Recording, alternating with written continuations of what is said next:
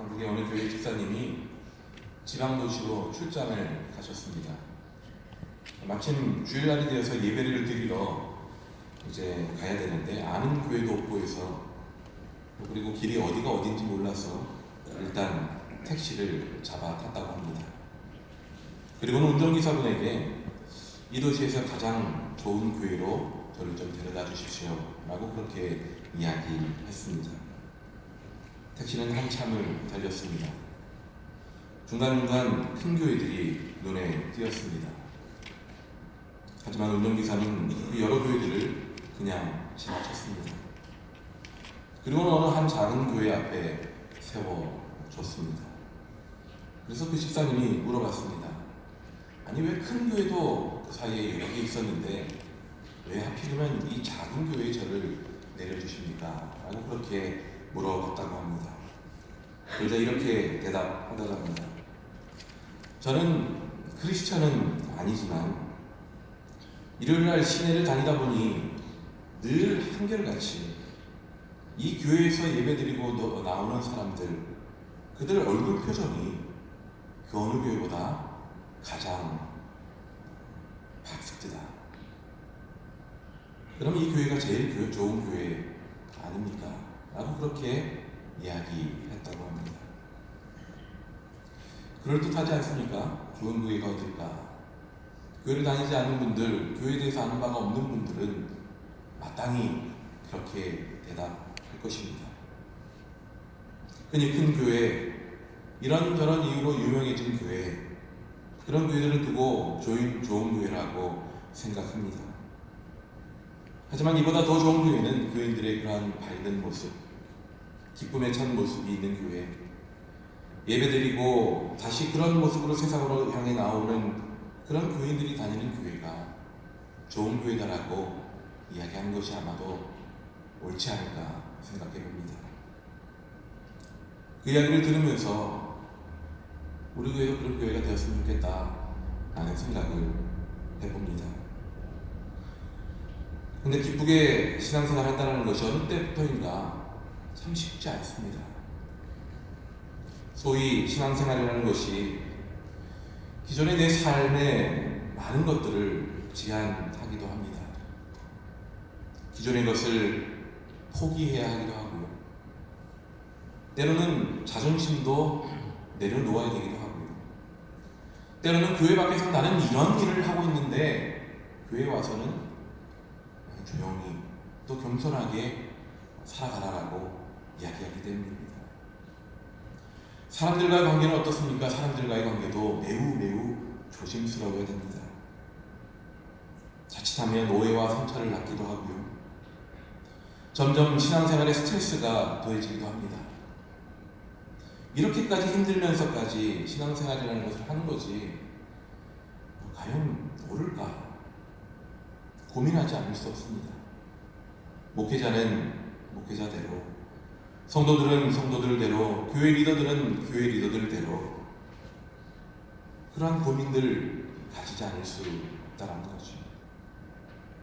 마치 가정 안에서 부모와 자녀, 그리고 어르신들과 어린 세대에 이르기까지 저마다의 힘겨운 일상을 안고 살아가듯, 저마다 가정 안에서의 역할이 가져다주는 무게를 안고 살아가야 하듯, 그렇게 우리 모두 기쁘고 마냥 행복하기만 한 그런 신앙생활보다는 교회 안에서도 저마다 힘들고 아프고 때론 짜증나고 답답한 그런 교회 생활, 신앙생활을 이어가게 되기도 합니다.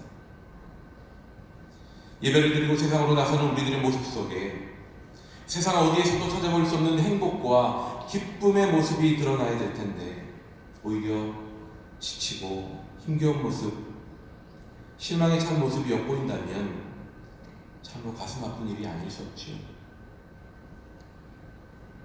과연 기쁨의 신앙생활이 무엇이길래, 과연 기쁨으로 살아간다는, 기쁨으로 신앙생활한다는 것이 무엇이길래 하나님은 우리에게 끊임없이 기뻐하라 말씀하시는 걸까요? 정말 기쁨의 신앙생활을 우리 모두 하기를 소원합니다. 그러하게 이를 위해 우리는 우리 속에 진정한 기쁨이 회복될 수 있는 방법이 무엇인지, 예수님이 우리에게 가르쳐 주시는 그리스도인들의 기쁨이 무엇인지를 오늘 이 본문 말씀을 통해, 아니 기뻐하셨던 예수님의 그 삶, 인생을 통해 우리들은 한번 귀 기울여 보아야 될 것입니다. 예수님께서 오늘 읽은 본문 말씀 앞부분에서 70인의 제자들을 택하시죠. 그리고 각각 복음의 사역을 위해 보내십니다.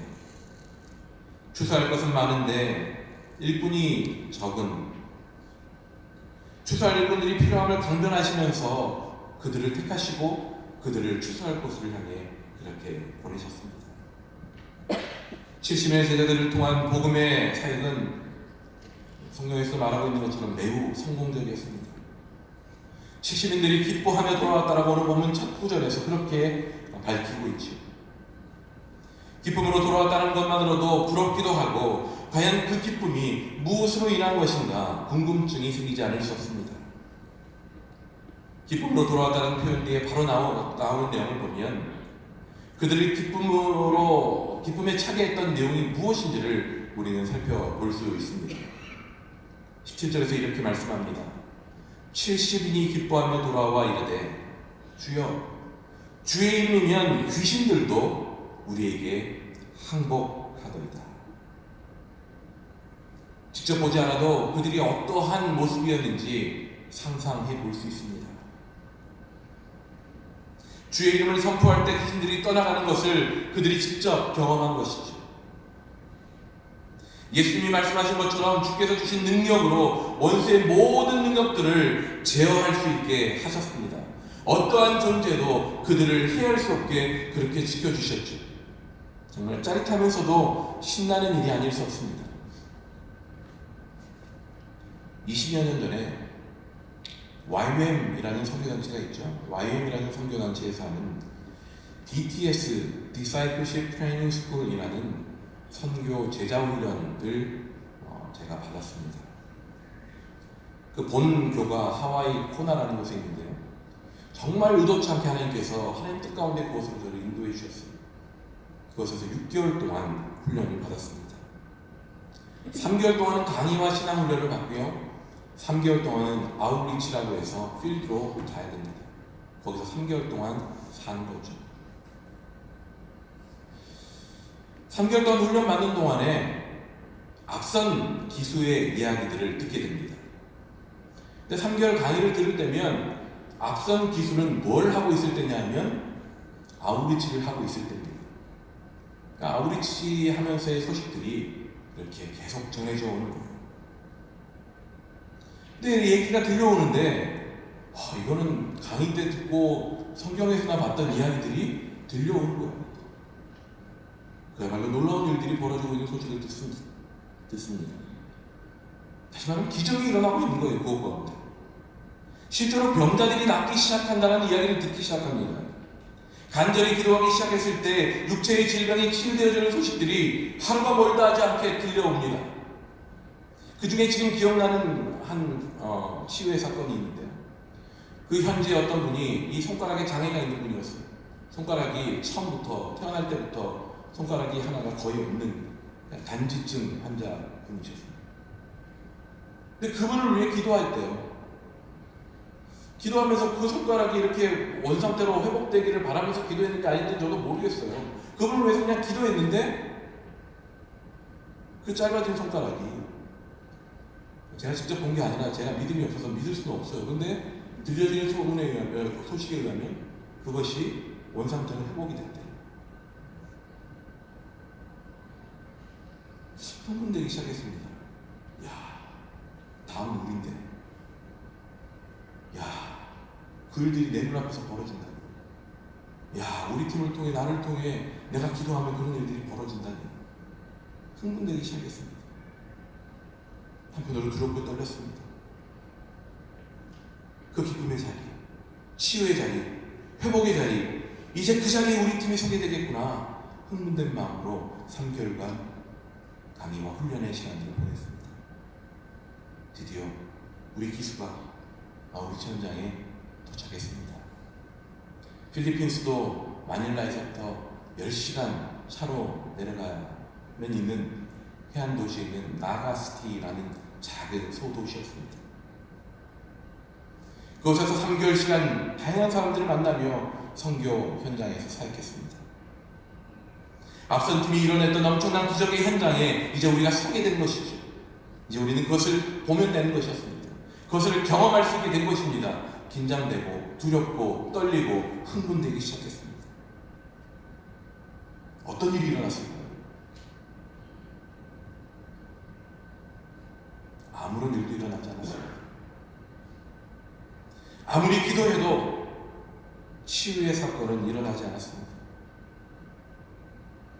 들리는 바에 따르면 기도하면 병자가 일어나야 되는데, 아니 이전 팀 우리와는 뭐 별 다를 것 없는 똑같은 우리 이전 기수인데 그들은 기도했을 때 병자가 일어나는 역사들이 여러 차례 일어났는데 저희들은 가서 기도했는데 아무런 일이 일어나지 않는 거예요. 너무나 잠잠했습니다. 아무리 목소리 소리 높여 부르짖어도 그런 기적은 일어나지 않았습니다.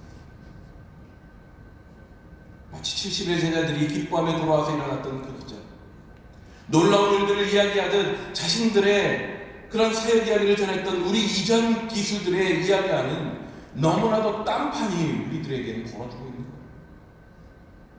실망스럽습니다.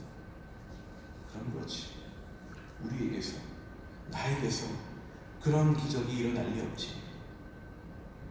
인간적인 실망이 밀려오기 시작했습니다. 그렇게 마음을 접어가기 시작할 무렵 우리 팀 안에는 신기하게 새로운 깨달음이 밀려오기 시작했습니다. 말씀을 통해, 그리고 서로의 마음을 나누는 그러한 시간들을 통해, 그렇게 우리 서로의 마음들을 하나님 만지심을 통해 함께 고백하게 하기 시작했습니다. 그건 바로 하나님의 일하심의 다양함이었습니다. 이전 팀은 기적과 치유를 통해 하나님이 일하셨다면, 하나님은 우리 팀을 통해 영적인 싸움 앞에 서게 하셨습니다. 우리의 내면이 깨달을 수 있게 하셨습니다. 그 땅을 향한, 그 땅 사람들을 향한 하나님의 마음이 무엇인지를 느끼게 하기 시작했습니다. 비록 기도했을 때 병자가 일어나진 않았지만 그들 가운데 하나님이 어떤 마음을 품고 계신지, 그 땅 가운데 품으신 하나님의 그 마음이 무엇인지를 우리들로 하여금 깨닫고 알게 하셨습니다. 그리고 동일하게 나눌 수 있게 하셨습니다. 영적인 민감함으로 그 땅을 위해 기도하게 하셨습니다. 영적인 공격 속에 쓰러져가는 그들을 위해, 그들을 세워가는 일을 위해 우리를 쓰고 계심을 깨닫게 하셨습니다. 우리가 가는 곳마다 하나님의 마음을 느끼게 했습니다. 하나님의 일하심에 조용히 하지만 하나님의 전적인 헌신으로, 우리의 전적인 헌신으로 하나님의 그 마음에 참여하게 하셨다는 거죠. 한 번은 어느 시골 마을을 찾았습니다. 그렇게 시골 마을을 가면 종종 하는 것이 그 마을을 쭉 돌면서 기도합니다. 근데 그곳에서 팀으로 하여금 어떤 영적인 그런 마음들을 함께 공유하게 하셨습니다. 몇 명의 팀원들이 기도하며 귀를 듣었다가 갑자기 그 자리에 서기 시작합니다. 무슨 영문인지 처음에 뒤따라가던 저희들은 몰랐습니다. 근데 그곳에서 우리가 이곳에 하나님의 평안을 위해 기도하자고 그 마음들을 함께 나누며 기도하고 그 자리를 떠났습니다. 그 이후에 알게 된 사실이었지만 그 자리, 우리가 멈추어 서서 기도하게 하신 그 자리는 바로 기도했던 그 시간 1년 전에 살인사건 후에 포막되어진 시신이 버려진 자리였습니다. 동네 사람들의 두려움이 서려있는 곳이었습니다. 어둑어둑해지면 그곳을 지나는 사람들마다 두려움 때문에 그곳을 피해가던 그러한 곳이었습니다. 우리의 기도를 통해 하나님은 그 동네의 평안을 간구하게 하셨습니다. 한 번은 또 다른 마을을 걸으며 기도하기 시작했습니다. 근데 저에게 하나님께서 그런 마음을 주셨습니다. 저 집을 위해서 좀 특별히 기도했으면 좋겠다라는 마음을 주셨어요. 저는 길을 벗어나서 그곳으로 갔습니다. 뭐 그 집에 들어갈 수도 없고, 그래서 그냥 그 집 벽을 붙잡고 그냥 기도했어요. 하나님, 이 집을 축복합니다.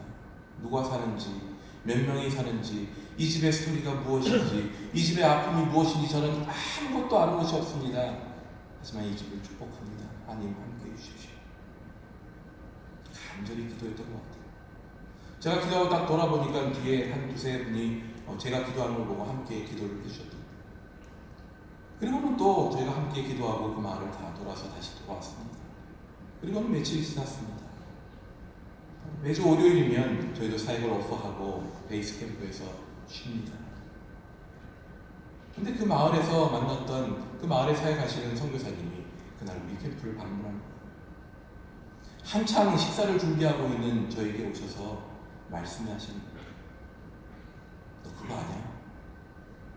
너가 이렇게 기도했던 그 집의 식구들이 어저께 주일날 아무도 얘기한 적이 없는데 교회 나와서 예배드리고 갔더라. 지금도 좀 여기 전율이 많더라. 저는 아직까지도 그분이 몇 명이 사는지 누가 사는지 모릅니다. 아무런 치유의 기적도 눈에 보이는 화려한 능력도 우리는 행하지 못했습니다. 하지만 하나님은 우리 팀 속에 그 땅을 향한 긍휼의 마음을 심어주셨습니다. 하나님의 마음을 품으려는 애씀을 주셨습니다. 하나님 주신 마음조차 기도하고 영적으로 그렇게 반응했습니다. 그런 작은 순종을 통해 하나님은 하나님의 방식대로 또 다른 역사를 이루어내셨습니다. 70인의 제자들은 그들 앞에서 항복하며 따라가는 귀신들을 바라보며 기뻐하고 그렇게 돌아왔습니다. 근데 그렇게 하나님이 일하시죠. 하지만 그 자체가 우리 기쁨의 이유, 그 전부가 될 수는 없다라고 말씀하십니다. 아니, 오히려 그 일에 기뻐하기보다 다른 이유로 인해 기뻐해야 된다라고 말씀하고 계십니다. 귀신들이 너희에게 항복하는 것으로 기뻐하지 말고 너희 이름이 하늘에 기록된 것으로 기뻐하라 라고 그렇게 예수님께서 말씀하십니다. 예수님께서 분명하게 말씀하신 기쁨, 그 기쁨의 이유는 기적과 치유와 그 자체가 아니었습니다. 예수님의 기쁨은 한 영혼에 있었다라는 것이죠. 그들의 그 섬김을 통해 하나님께로 나아오는 그 영혼들 때문에 기뻐하심이 있었던 것입니다.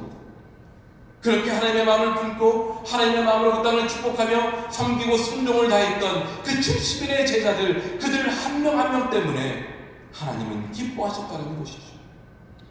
예수님의 기쁨은 한 영혼 한 영혼을 찾아가며 그들을 품어주고 그들의 마음, 하나님의 마음을 나눠주며 그들의 아픔을 함께 느끼고 그들을 어떻게든 섬기려고 하는 그 모습, 그래서 그러한 한 영혼을 향한 섬김과 사랑이 이루어내는 하나님의 다양한 일하심, 그것에 우리의 기쁨이 있어야 된다라고 말씀해주고 계시는 것입니다. 눈에 보이는 결과를 보며 기뻐하라 하지 않으십니다. 너희 이름이 하늘에 기록된 것으로 인해 기뻐하라고 말씀하십니다. 이것은 눈에 보이지 않는 것입니다. 우리 이름이 하늘에 기록되었다 하면 우리의 삶이 하나님의 사랑과 섬김으로 복음을 증거하고 복음을 살아내었다라는 증거인 것이죠.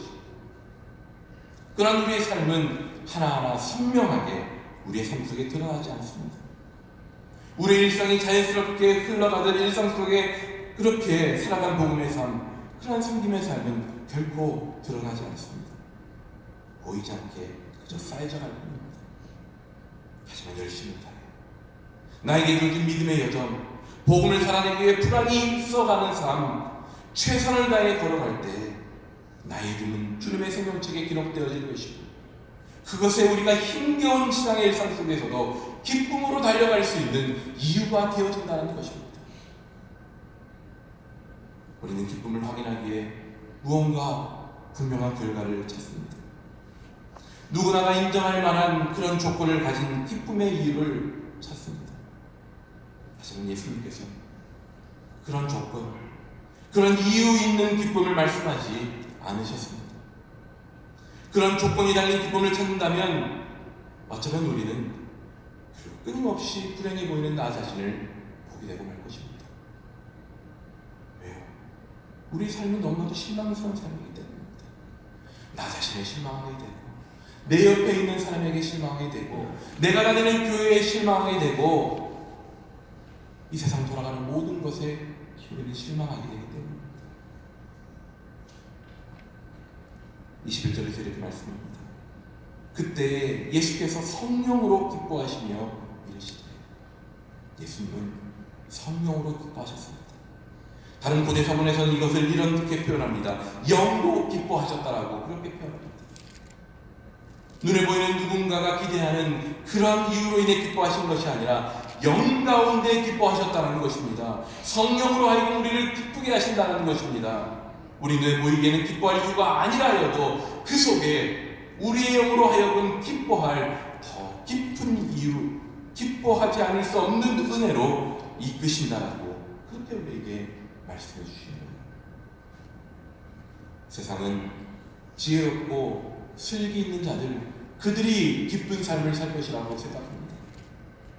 하지만 예수님은 말씀하시죠. 이것을 지혜롭고 슬기 있는 자들에게는 숨기시고 어린 아이들에게는 나타내심을 감사합니다. 하나님은 오히려 어린 아이들, 스스로의 힘으로는 기쁨을 찾을 수 없을 것만 같고 기쁨의 여러 조건들을 스스로 이루기는 것커녕 근처에 가기도 힘들어 보이는 그런 이들에게 기쁨을 찾을 수 있게 하셨다는 겁니다.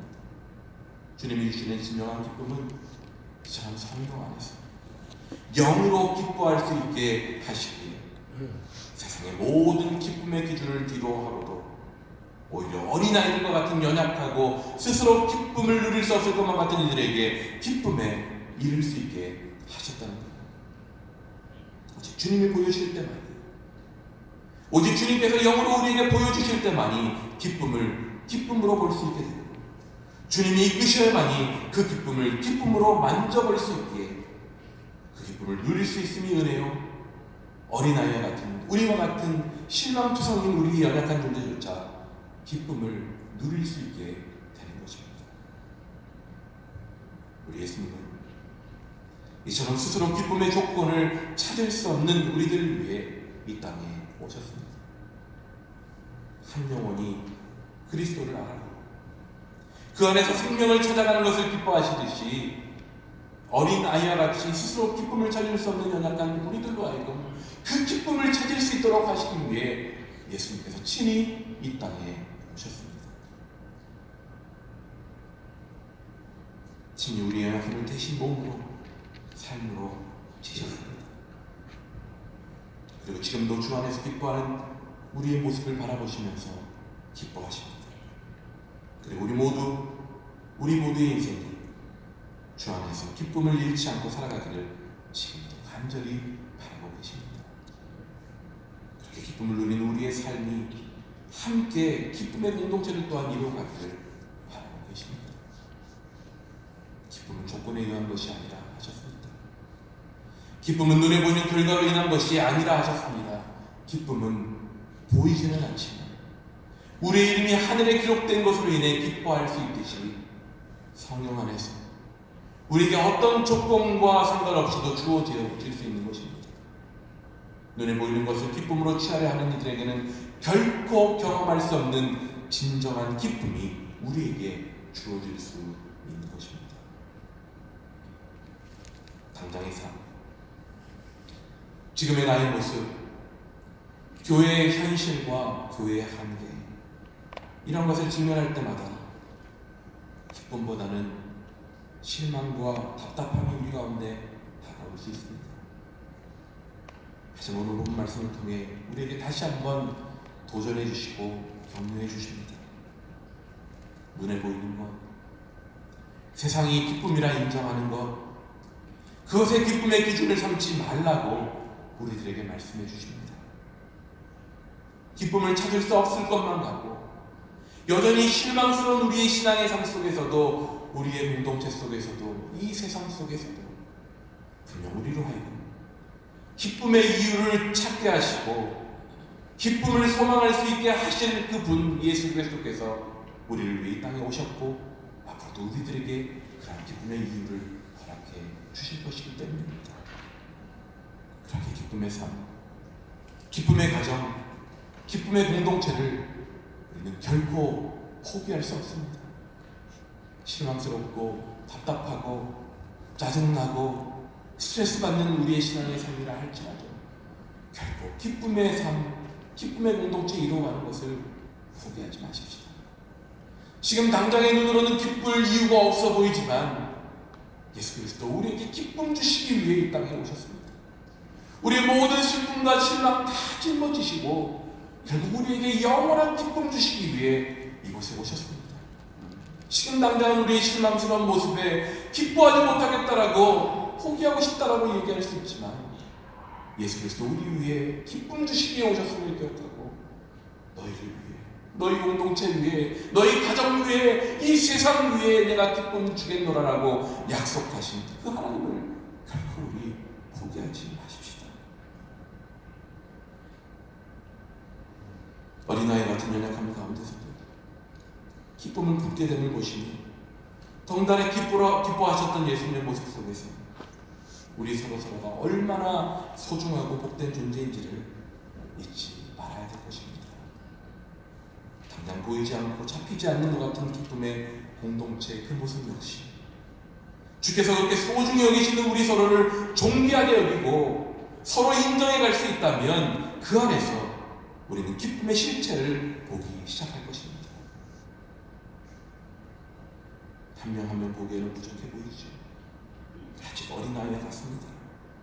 주께서 귀히 여기시며 기쁨의 대상으로 여기시는 것처럼 우리 역시 서로를 그렇게 세워주고 존중하고 귀히 여기면서 인정해 준다면 그 속에서 분명 예수님이 품고 계셨던 그 기쁨을 우리도 찾을 수 있게 될 것입니다.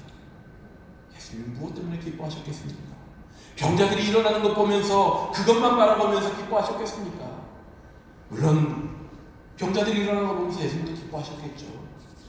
하지만 그 일들 가운데 헌신됨으로 참여함으로 믿음으로 순종하고 그렇게 행했던 그들의 이름이 하늘의 생명책에 기록되는 것으로 인해 예수님이 기뻐하지 않으셨겠습니까?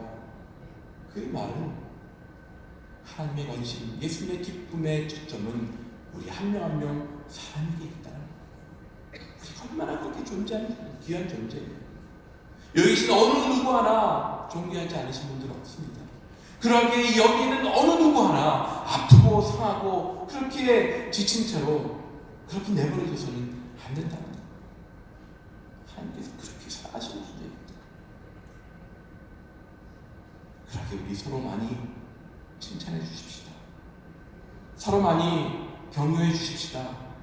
서로 많이 이렇게 이야기해 주십시다. 그 마음 내가 이해한다고. 그렇게 안아주십시다. 서로의 부정적인 모습을 보고 판단하기보다 오히려 서로의 장점을 가지고 인정해 주십시다.